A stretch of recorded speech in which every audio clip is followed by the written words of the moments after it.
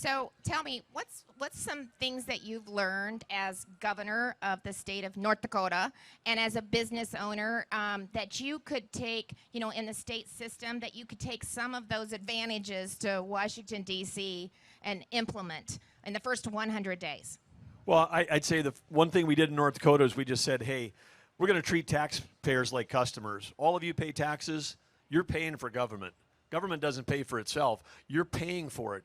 And so if you're the customer, then we should treat you like a customer. And I got into North Dakota, and I'm like, let's just talk about the things where people interact. And if we had 157 different websites and 157 different locations, if you were a North Dakotan and you got a fishing license, a hunting license, you want to license your boat, your kids go to school, you got a daughter that's going to one of our universities, you're paying taxes, you own property, you got 157 different places to go. You interact with anybody else today's world as a consumer online. You go, you do single sign-on, and we'd be like someone who lived in our state for 40 years, and they'd be like, hey, I want to get a fishing license. We're like, who are you?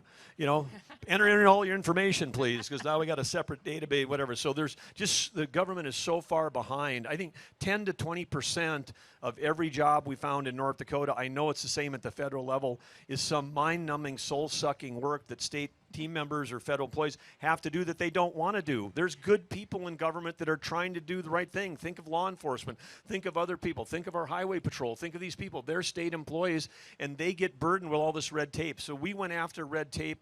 We passed 51 out of 52 red tape reduction bills in North Dakota this year. We crowdsourced ideas from the public. We said, how do we get rid of that? We took $1.7 billion out of a $6 billion general fund budget the first 4 months I was in office, and every train still ran on time. There is so much waste in government.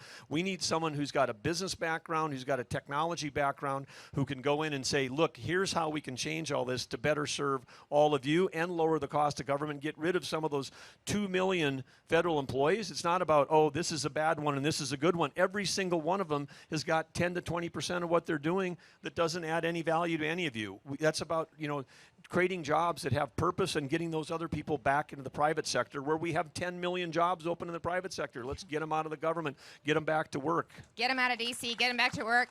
It can be done, right? I mean, we cut 21 agencies. It's amazing when you start looking under the hood, the amount of bloat and duplication and inefficiencies that are there. I cannot even imagine what we're looking at the federal government, but we do need somebody that's implemented that at the state level and understands how to do it, a business owner that can go in there. I mean, it has to start on day one. We need to get them back into reality, and that means getting them out of Washington, D.C. So I just so appreciate what you're saying.